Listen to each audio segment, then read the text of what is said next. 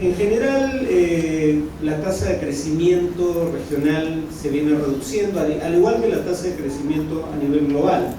Y claro, eso está asociado a menor creación de empleos, a menores recursos disponibles para lidiar con demandas sociales, pero si la economía bastara para explicar protestas, ¿por qué no hubo protestas durante la gran recesión internacional? No hubo nada comparable a lo que estamos viendo ahora. Entonces la economía es un factor de fondo como la desigualdad, pero reitero, ninguno de estos factores por sí solo explica el estallido en ningún caso particular. En general son condiciones de posibilidad, hacen más probable que algo así ocurra, pero no son explicaciones suficientes. Ahí tienen los datos de cómo se reduce la tasa de crecimiento en América Latina promedio. Con el paso del tiempo, este año el crecimiento según el Fondo Monetario sería 0.6%, en un contexto en el que es posible una recesión internacional el próximo año. Digo posible, no es un hecho consumado. Y ahí indico algunas variables que sugieren la posibilidad. Ahora, el tema de la baja tasa de crecimiento habría que unirlo con el estallido del mayor escándalo de corrupción en la historia de la región. No es un escándalo de corrupción común de Lavallato, es uno de los más grandes jamás registrados a nivel mundial y es transnacional. Lo menciono porque, según parece, esto es algo que les sugiero a mis alumnos que investiguen y ninguno todavía ha tomado el reto de hacer esto en tema de tesis. Pareciera que la sensibilidad social frente a la corrupción es mayor en tiempos de desaceleración económica. Por ejemplo, en el caso de Lula da Silva en Brasil, rara vez se recuerda que él, antes del caso Lavallato, bueno, el caso Lavallato estalla con su sucesora, pero empieza durante su gestión, empieza antes incluso.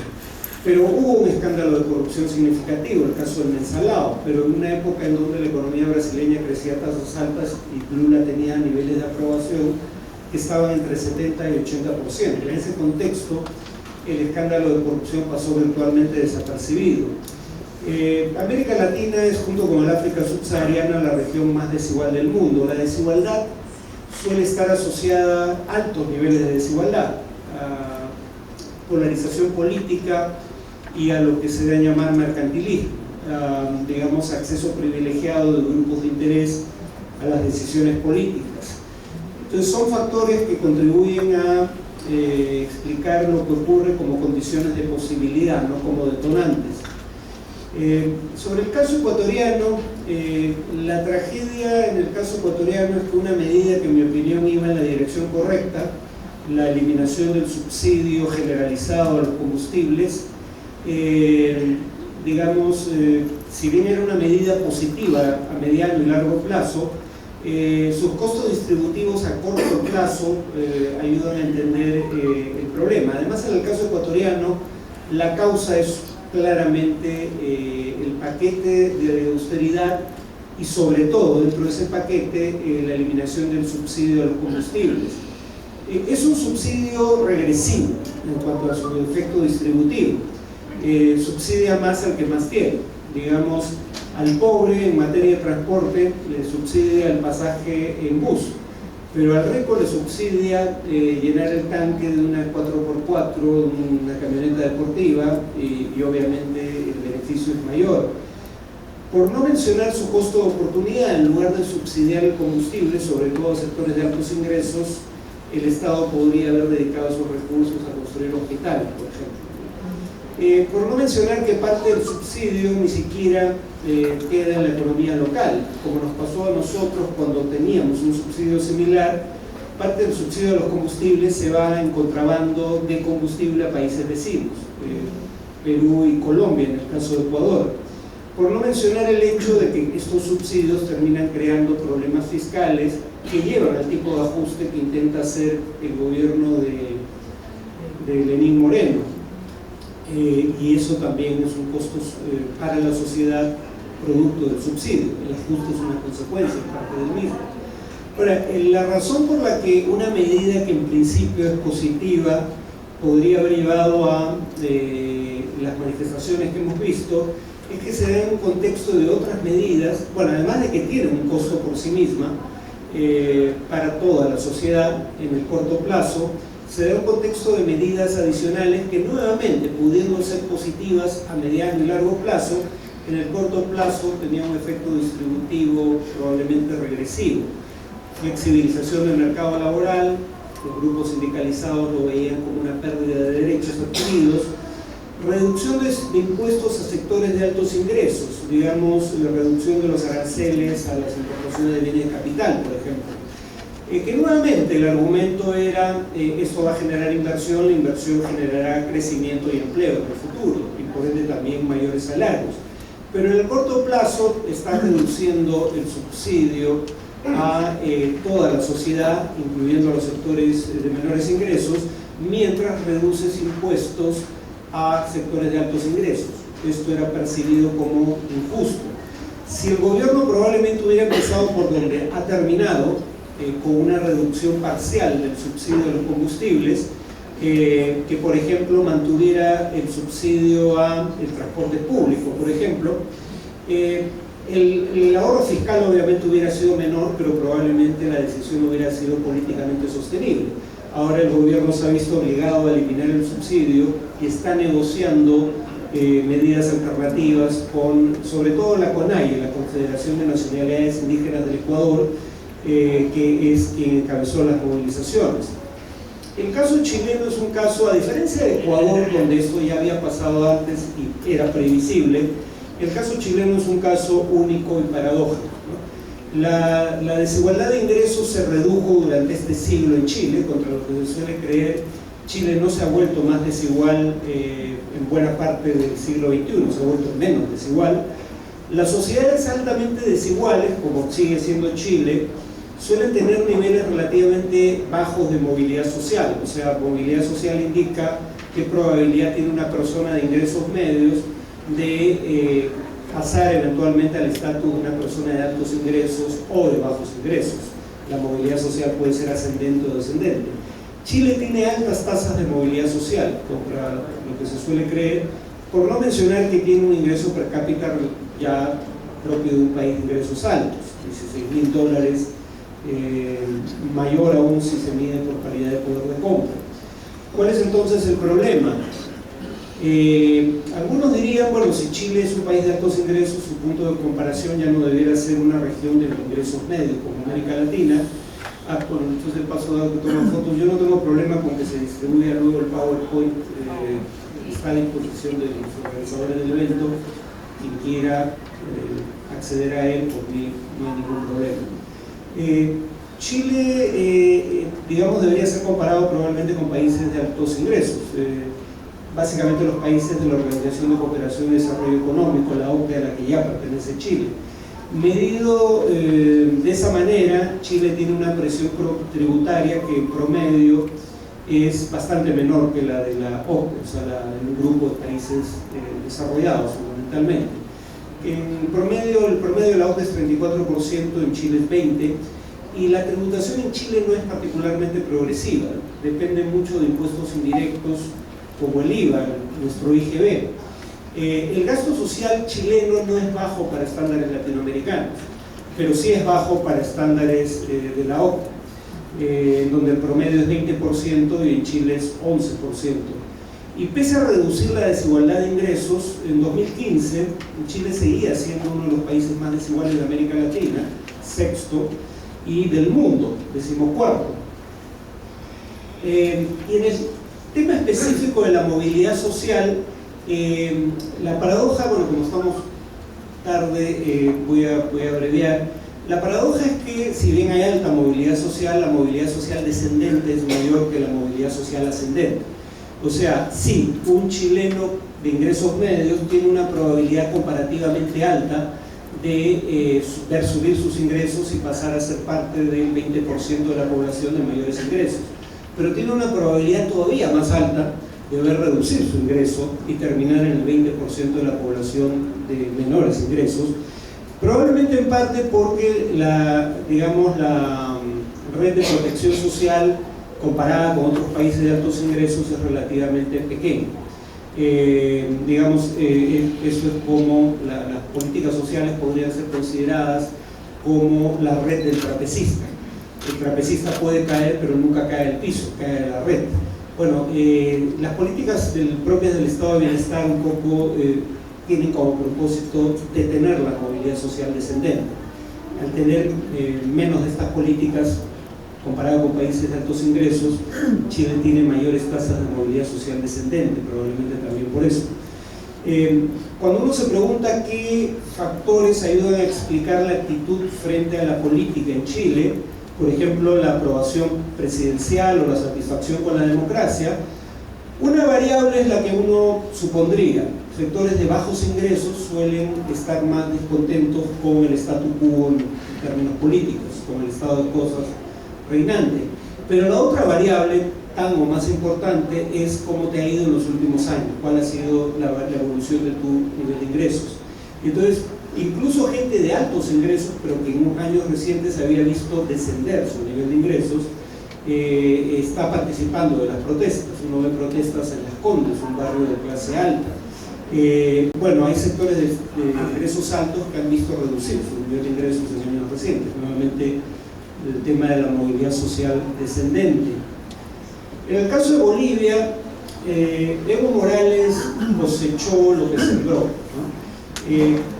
Violó la Constitución por dos vías. Primero, copó los poderes del Estado, tenía control absoluto del Tribunal Constitucional y del Tribunal Supremo Electoral, cosa que explica los problemas que acabamos de ver, y además postuló de manera inconstitucional no una, dos veces. Su primera postulación inconstitucional fue a través de su versión de la interpretación auténtica. Igual que Fujimori dijo, sí, esta es mi tercera postulación, pero es solo la segunda bajo la nueva Constitución. Luego entonces no la estoy violando. Pero ya la cuarta postulación no tenía ningún sustento posible, ¿no? Tuvo que ampararse y eso fue aceptado como argumento por el Tribunal Constitucional, lo cual demuestra su grado de subordinación al poder político. Tuvo que ampararse en la idea de que poner límite al número de veces que podía ser reelegido un candidato o un presidente en este caso, violaba el artículo 23 de la, si no me equivoco, la Convención Interamericana de Derechos Humanos, que establece el derecho a elegir y ser elegido. Espero que esto no le dé ideas al presidente Vizcarra.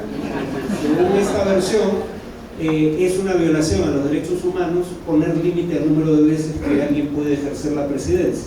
O sea, en otras palabras, el argumento, si fuera válido, el argumento de Evo Morales podría aplicarse a cualquier país suscriptor de la convención, incluyendo el Perú. O sea, no estoy, digo, suena a broma, pero en teoría, si la interpretación de Evo Morales es correcta, Vizcarra podría ser candidato el próximo año, el 2021, ¿no? Por suerte, en realidad es una interpretación jalada de los cabellos. Ahora, dicho lo cual, algunos dicen renunció voluntariamente, luego entonces no fue una remoción inconstitucional del presidente. Bueno, uno no renuncia voluntariamente cuando se le exige el jefe de las Fuerzas Armadas a través de medios de comunicación y la policía permite que un líder de la oposición entre al Palacio de Gobierno y permite simultáneamente que manifestantes de oposición saqueen la casa del presidente. Esto que ocurrió con la vivienda de Evo Morales. Ese es el contexto en el que se da la renuncia. Yo sí considero que fue una remoción inconstitucional, pero el tema es que se da un contexto en donde el primero que viola la Constitución es Evo Morales y en donde por suerte parecen encauzarse el proceso por una vía constitucional, dado que ya no había presidente, vicepresidente ni presidente de las cámaras. Lo que correspondía era que la vicepresidenta del Senado ocupe la presidencia del Senado, que las cámaras acepten la renuncia de Evo Morales a la presidencia, cosa que todavía no ha ocurrido, y una vez aceptada la renuncia de Evo Morales, y acá hay el problema de que su partido sigue teniendo mayoría en el Congreso, una vez aceptada la renuncia de Evo Morales, la Constitución señala que Yanine Áñez, la presidenta interina, convoca elecciones en un plazo de 90 días, ya están convocadas para enero.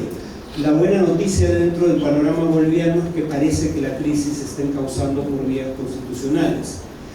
Sobre el riesgo de contagio en el Perú, Yo creo que es menor, bastante menor. No voy a mencionar el tema de la informalidad, el tercer punto que ya fue mencionado. Voy a mencionar el resto de temas que están ahí expuestos. Decía, la reducción de las tasas de crecimiento es una variable que es común a todos los casos de protesta, no solo en América Latina, sino en el mundo. Pero en el Perú el crecimiento ha sido mayor que la media latinoamericana durante todo el siglo XXI. Y seguimos estando muy por encima de la media latinoamericana este año. Claro, los promedios suelen ocultar divergencias regionales y, por ejemplo, el crecimiento del empleo en Lima se ha estancado desde 2015. Pero en todo caso, la situación general en la economía no es dramática. No estamos en recesión, no hay, dicho sea de paso, Evo Morales probablemente haya tenido suerte de que lo saquen del gobierno en este momento, porque el déficit fiscal se ha disparado de una manera dramática y eso le iba a pasar factura al siguiente gobierno, sea quien sea, porque el déficit de 8, o creo que más de 8% del producto para este año es insostenible. Entonces, no estoy haciendo augurio, pero Evo Morales podría haber tenido suerte de que le pase esto, porque recuerden lo que ha pasado en Argentina. Digamos, el kirchnerismo deja embalsados problemas que estallan bajo el siguiente gobierno no puede resolver los problemas y bueno, no el kirchnerismo, pero el peronismo con Cristina Fernández de vicepresidente regresa al gobierno por los errores, pero también por el hecho de que Macri no pudo resolver los problemas que dejó Cristina Fernández. Tal vez a Evo le pase lo mismo. Repito, no es un augurio, es una posibilidad. De repente le han hecho un favor. Según encuestas en el Perú, además, podría decirse que otro factor que no mencioné, pero que es también relativamente extendido, es el descrédito de la clase dirigente, de la clase política, fundamentalmente.